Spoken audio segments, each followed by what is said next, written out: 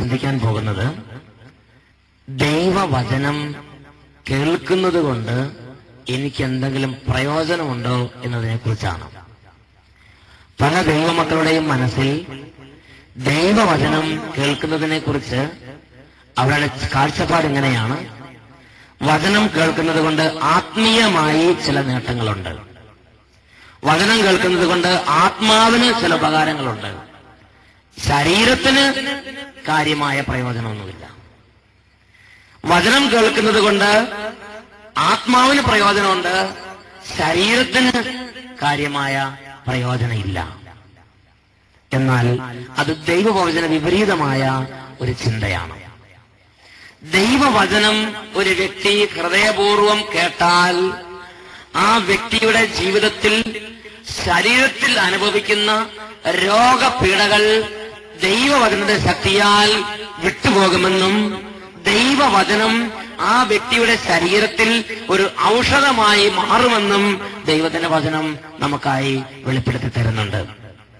അതുകൊണ്ടാണ് ജ്ഞാനത്തിന്റെ പുസ്തകത്തിൽ 16-ാം അധ്യായം 12-ാം വാക്യത്തിൽ ദൈവത്തിന്റെ പരിശുദ്ധാത്മ പഠിപ്പിക്കുന്നത്, കർത്താവെ, മരുന്നോ ലേപനൌഷധമോ അല്ല, എല്ലാവരെയും സുഖപ്പെടുത്തുന്ന അങ്ങയുടെ വചനമാണ് അവരെ സൗഖ്യമാക്കിയത്. മരുന്നോ ലേപനൌഷധമോ അല്ല, എല്ലാവരെയും സുഖപ്പെടുത്തുന്ന അങ്ങയുടെ വചനമാണ് അവരെ സുഖപ്പെടുത്തിയത്. ദൈവവചനത്തിന്റെ ഒരു സ്വഭാവമാണ് എല്ലാവരെയും സുഖപ്പെടുത്തുക എന്നുള്ളത്. പ്രിയപ്പെട്ട ദൈവമക്കളെ, അച്ഛന്റെ ജീവിതത്തിൽ അനുഭവം ഉണ്ടായത് അച്ഛൻ ഓർമ്മിക്കുകയാണ്. ഒരു ദിവസം സിഹിയോൻ ധ്യാനകേന്ദ്രത്തിൽ താമസിച്ചുള്ള 5 ദിവസം നീണ്ടു നിൽക്കുന്ന ആന്തരിക സൗഖ്യ ധ്യാനം നടന്നുകൊണ്ടിരിക്കുകയാണ്. ധ്യാനത്തിൽ പങ്കെടുക്കാൻ ദൂരെ നിലമ്പൂർ പ്രദേശത്ത് നിന്ന് ഒരു ദൈവ പൈതൽ വന്നിട്ടുണ്ട്. ധ്യാനം ആദ്യ ദിവസം പിന്നിട്ടു, 2-ാമത്തെ ദിവസം പിന്നിട്ടു, 3-ാമത്തെ ദിവസം പിന്നിട്ടു.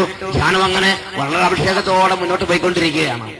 എന്നാൽ 3-ാം ദിനമായിട്ടും യാതൊരു അനുഭവമില്ലാതെ ഒരു ദൈവ പൈതൽ ധ്യാനകേന്ദ്രത്തിലൂടെ നടക്കുന്നത് എന്റെ ശ്രദ്ധയിൽപ്പെട്ടു. ഞാൻ ആ സഹോദരിയെ വിളിച്ചു. സഹോദരിയോട് ചോദിച്ചു, സഹോദരി പോലുള്ള മറ്റുള്ള എല്ലാവരും നന്നായി ശ്രദ്ധിച്ച് ധ്യാനം കൂടുന്നു, നന്നായി വചനം കേൾക്കുന്നു, നന്നായി പ്രാർത്ഥിക്കുന്നു. സഹോദരിക്ക് മാത്രം എന്താ നന്നായി പ്രാർത്ഥിച്ചാൽ ധ്യാനം കൂടിയാൽ എന്താ സഹോദരി ശരിക്കും ധ്യാനം കൂടാത്തത്? അപ്പോൾ ആ സഹോദരി പറഞ്ഞു, അച്ചോ, എനിക്ക് ധ്യാനം കൂടാൻ പറ്റൂല. എനിക്ക് ദൈവത്തിലും വിശ്വാസമില്ല, മനുഷ്യരിലും വിശ്വാസമില്ല. ആ സഹോദരി പറഞ്ഞു, ഞാൻ 2 വർഷമായി ബ്ലീഡിങ്ങിന്റെ അസുഖമുള്ള ഒരു വ്യക്തിയാണ്. എടക്കര പ്രശാന്തി ഹോസ്പിറ്റലിൽ എന്നെ കൊണ്ടുപോയി ചികിത്സിച്ചു, പെരിന്തൽമണ്ണ മൗലാന ഹോസ്പിറ്റലിൽ എന്നെ കൊണ്ട് ചികിത്സിച്ചു, കോഴിക്കോട് മെഡിക്കൽ കോളേജ് എന്നെ കൊണ്ട് ചികിത്സിച്ചു. ഒരുപാട് കാലഘട്ടങ്ങൾ ചികിത്സയുടെ കാലഘട്ടങ്ങളായിരുന്നു. പല പല ഡോക്ടർമാരെ മാറി മാറി കാണിച്ച് ചികിത്സിച്ചു. അവസാനം ഡോക്ടർമാർ പറഞ്ഞു, ഇത് പെട്ടെന്ന് മാറിപ്പോകില്ല, പതുക്കെ മാറുള്ളൂ, അതുകൊണ്ട് മാറണം നിർബന്ധം പിടിക്കണ്ട. എനിക്ക് ഡോക്ടർമാരുള്ള വിശ്വാസം കുറഞ്ഞു, എനിക്ക് മനുഷ്യനുള്ള വിശ്വാസം നഷ്ടപ്പെട്ട്. അങ്ങനെ ഇരിക്കുമ്പോൾ ആരോ പറഞ്ഞു, ധ്യാനം കൂടിയാൽ മാറുമെന്ന്, പ്രാർത്ഥിച്ചാൽ മാറുമെന്ന്. അങ്ങനെ ഒരു സ്ഥലത്ത് ഞാൻ ധ്യാനം കൂടാൻ വേണ്ടി പോയി. ഒരു ധ്യാനകേന്ദ്രത്തിൽ പോയി 5 ദിവസം ധ്യാനം കൂടിയെങ്കിലും ഞാൻ വചനമൊന്നും ശരിക്കും കേട്ടില്ല. എന്റെ ചിന്ത മുഴുവനും എന്റെ ബ്ലീഡിങ്ങിന്റെ അസുഖത്തെക്കുറിച്ചും അതിനെക്കുറിച്ചുള്ള വേദന പറഞ്ഞ ചിന്തകളുമായിരുന്നു. ആ ധ്യാനം കഴിഞ്ഞിട്ടും എനിക്ക് കാര്യമായി മാറ്റമൊന്നും ഉണ്ടായില്ല. അങ്ങനെ ഇരിക്കുമ്പോൾ ആരോ പറഞ്ഞു, പ്രാർത്ഥനക്കാരെ വിളിച്ച് പ്രാർത്ഥിപ്പിച്ചാൽ മതിയെന്ന്. ഞാൻ എന്റെ നാട്ടിലൂടെ വന്ന ശക്തിയുള്ള പ്രാർത്ഥനക്കാരെ വിളിച്ച് പ്രാർത്ഥിപ്പിച്ചു. എന്നിട്ടും എന്റെ രോഗം പോയില്ല. ദൈവത്തിലുള്ള വിശ്വാസവും എനിക്ക് നഷ്ടപ്പെട്ടു. എനിക്കിപ്പോ മനുഷ്യനുള്ള വിശ്വാസമില്ല, എനിക്കിപ്പോ ദൈവത്തിലും വിശ്വാസമില്ല. അപ്പോൾ ഞാൻ ചോദിച്ചു, പിന്നെ എന്തിനാണ് ഈ ധ്യാനകേന്ദ്രത്തിലേക്ക് വന്നത്? അപ്പോൾ പറഞ്ഞു, ഇവിടെ ഒരു ദൈവം ഉണ്ടെന്ന്, ഇവിടെ വിളിച്ചാൽ വിളി കേൾക്കുന്ന ദൈവം ഉണ്ടെന്ന് എല്ലാവരും പറയുന്നുണ്ട്. അതുകൊണ്ട് എല്ലാവരും കൂടെ നിർബന്ധിച്ച് എന്നെ ഇവിടെ കൊണ്ട് ഇട്ടിരിക്കുക. എനിക്കും ഇവിടെ വരാൻ വലിയ മനസ്സൊന്നും ഉണ്ടായിരുന്നില്ല.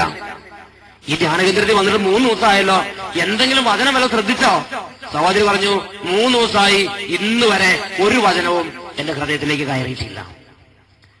ഞാൻ ആ സഹോദരിയോട് പറഞ്ഞു, സഹോദരി, ഇവിടെ ദൈവത്തിന്റെ വചനത്തിന്റെ ശക്തിയാലാണ് അത്ഭുതങ്ങൾ നടന്നുകൊണ്ടിരിക്കുന്നത്. സഹോദരിയുടെ രോഗ സൗഖ്യം സഹോദരി ആഗ്രഹിക്കുന്നുണ്ടോ? ഉടനെ സഹോദരി പറഞ്ഞു, തീർച്ചയായും എന്റെ ജീവിതത്തിൽ ഏറ്റവും വലിയ ആഗ്രഹമാണ് എന്റെ ഈ രോഗം ഒന്ന് മാറിക്കിട്ടണം. എന്റെ 2 വർഷം പഴക്കമുള്ള ബ്ലീഡിങ്ങിന്റെ ഈ അസുഖം ഒന്ന് മാറിക്കിട്ടണം. അതിനുവേണ്ടി ഞാൻ ഏറെ ആഗ്രഹിക്കുന്നുണ്ട്. ഞാൻ പറഞ്ഞു, സഹോദരിയുടെ രോഗശാന്തി സഹോദരി ആഗ്രഹിക്കുന്നുണ്ടെങ്കിൽ സഹോദരി ധ്യാനകേന്ദ്രത്തിൽ ഒതുങ്ങിയിരുന്ന് കർത്താവിന്റെ വചനം കേൾക്കണം. ആ വചനം ഹൃദയത്തിൽ സ്വീകരിക്കണം. ആ വചനം ഹൃദയത്തിൽ സ്വീകരിച്ചാൽ മാത്രം പോരാ, ഇടയ്ക്കിടയ്ക്ക് ആവർത്തിച്ച് അധരങ്ങൾ കൊണ്ട് പറയണം.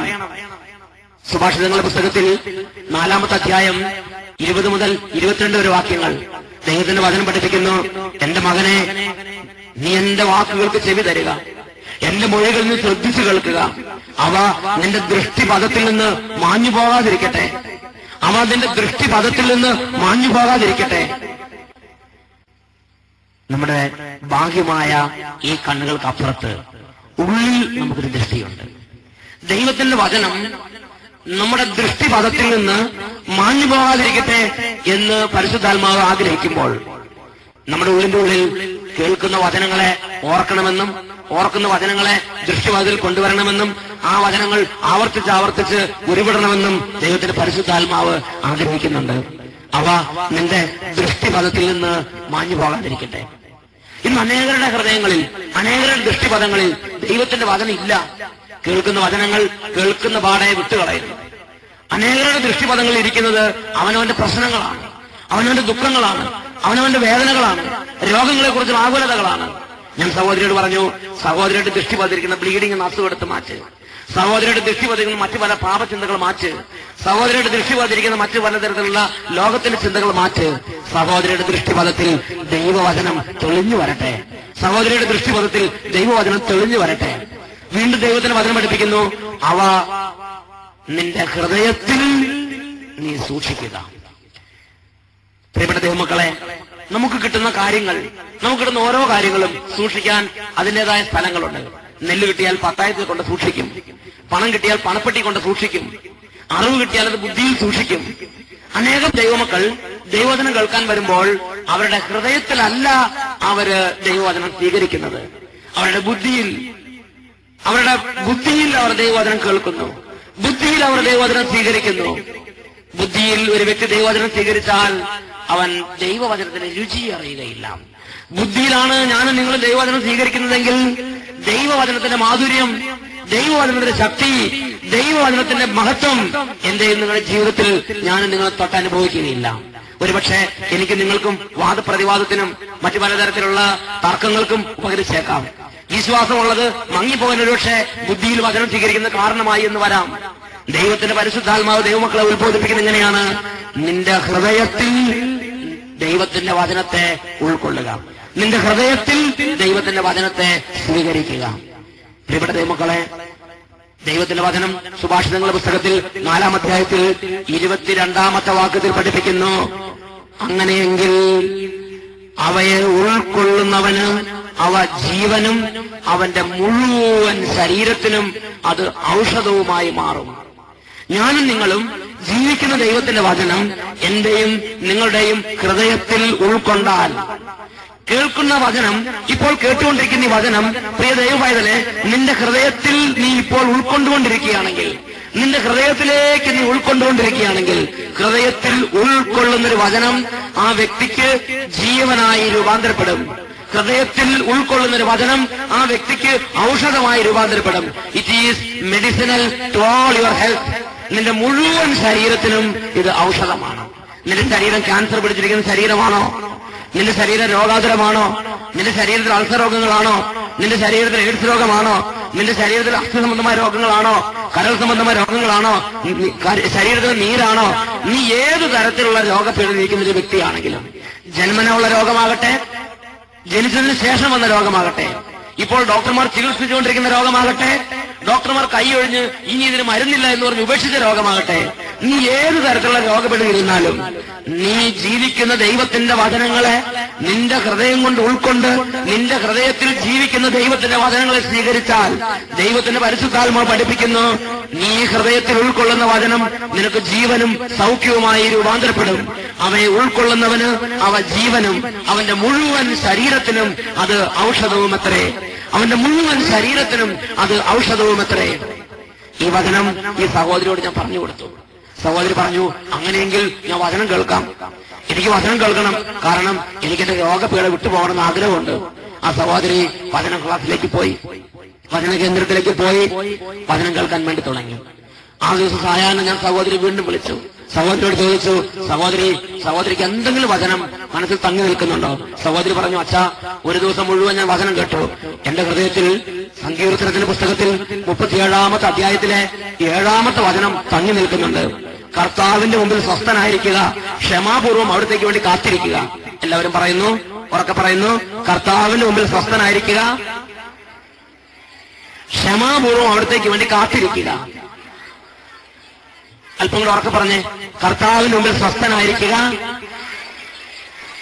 ക്ഷമാപൂർവം അവിടത്തേക്ക് വേണ്ടി കാത്തിരിക്കുക.